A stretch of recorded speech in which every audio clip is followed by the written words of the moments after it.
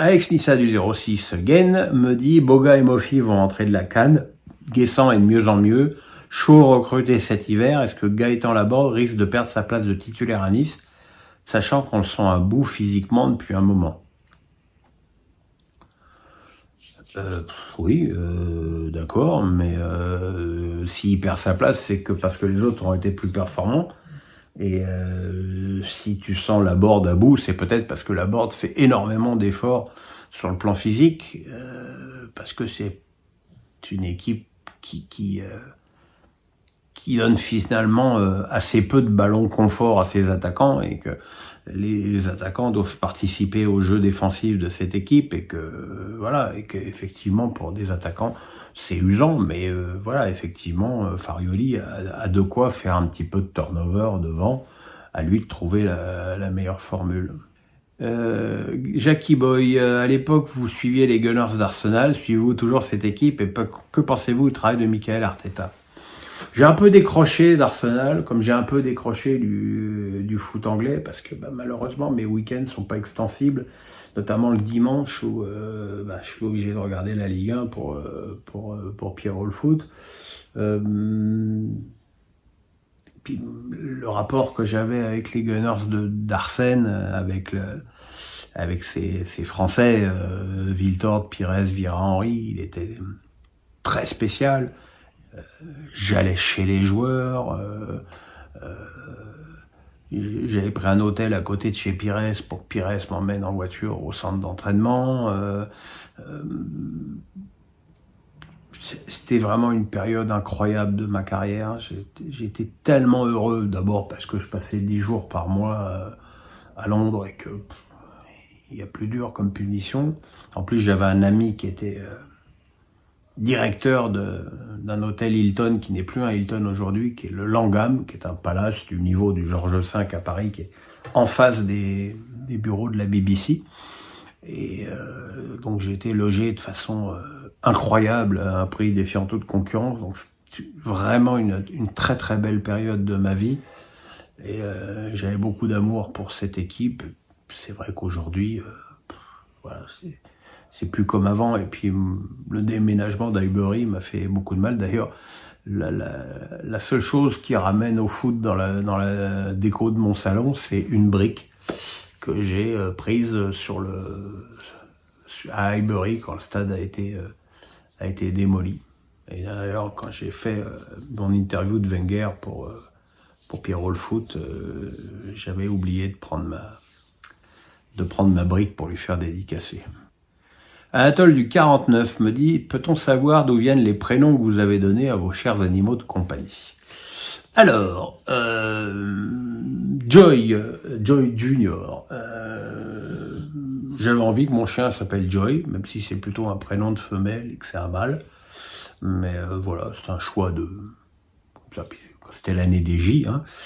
M, c'est Magic, donc Magic Johnson, hein, logique, mais c'est Magic Junior aussi. Et Edison, quand on l'a recueilli, il avait 3 ans et il s'appelait déjà comme ça. Donc, tu vas pas changer le nom d'un chien au bout de 3 ans. Donc il y a beaucoup de gens qui m'ont dit « Ah, t'as appelé ton chien comme Cavani ». Donc c'est pas Edinson, c'est Edison. Et voilà. Et voilà l'origine de leur nom. Alors, la dernière question, enfin l'avant-dernière question est de Naïl. La France affrontera Israël durant les matchs de Ligue des Nations. Trouve ça normal au vu du génocide en cours à Gaza? La Russie est exclue des compétitions internationales. Devrait-on faire pareil pour l'Israël? As-tu peur d'incidents autour du match? Alors j'ai prévenu Naïl hier sur Twitter que j'allais répondre à sa question, même si je trouvais sa formulation scandaleuse. Je me refuse depuis le début de cette guerre, ce conflit comme on veut, à en parler, parce que j'estime n'avoir aucune légitimité. Mais là, on parle de foot. C'est pas à moi de décider si Israël doit être exclu des compétitions. Mais voilà, donc il n'y a aucune raison que Israël soit soit exclu des compétitions, comme il n'y a aucune raison qu'Israël ne défile pas sous son drapeau sur les Jeux Olympiques, comme il n'y a aucune raison que la Palestine ne défile pas, n'ait pas d'équipe nationale de foot ou d'équipe de tout ce qu'on veut. Est-ce que j'ai peur d'incidents autour du match? J'imagine qu'il y aura ce qu'il faut en force de sécurité. Et la dernière question de Manu B. Stéphanie Frappard a encore frappé lors de Brest-Clermont, mais d'une manière générale, c'est l'arbitrage français qui semble en grande difficulté. Comment peut-on y remédier? D'autant plus que ça n'a pas l'air d'être le cas dans les autres pays.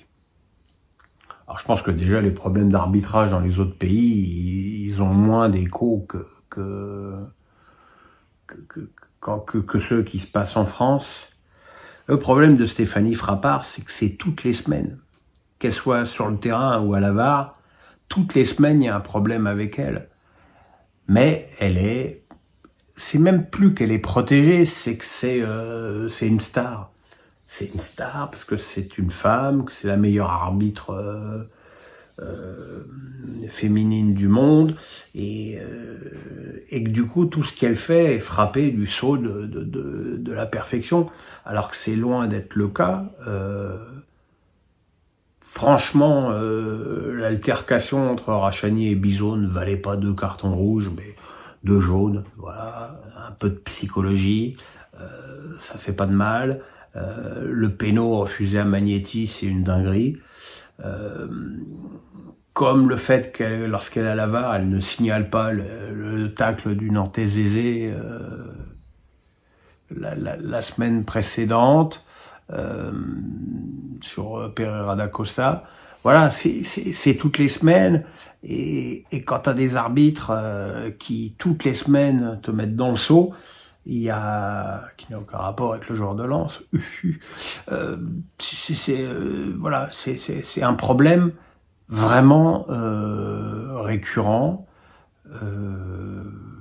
Encore une fois, il y a une opacité totale, et ça n'a pas changé en passant de Garibian à Gauthier, sur le mode de désignation des arbitres. On a eu aussi l'arbitrage hallucinant de Willy Delageau lors de Marseille-Monaco. Voilà, c'est toutes les semaines, il y a raison de se plaindre. Il y a Mukiele qui met une semelle à André, il n'y a pas jaune. Il y a après la même chose sur Colomboigny, il n'y a pas péno. Et sur la même chose, Dante prend un rouge. Donc ça se travaille. L'uniformisation des décisions d'arbitrage, ça se travaille. On fait des séances vidéo. On montre par exemple, on montre ces 3 faits de jeu aux arbitres, et c'est à eux de décider qu'est-ce qu'on fait. Voilà, mais que tout le monde prenne la même décision. Mais c'est un vaste problème, et puis le jour où il n'y aura plus de polémique d'arbitrage, qu'est-ce qu'on va s'emmerder, hein. Bon, mes amis, on se retrouve mercredi pour PSG Real, jeudi pour les autres clubs français européens, vendredi pour les légendaires pronos de Pierrot, samedi, dimanche le championnat. Enfin voilà, beaucoup d'écoles cette semaine. Le pouce, on s'abonne, je vous embrasse, et on va aller profiter du soleil avec les chiens. Salut!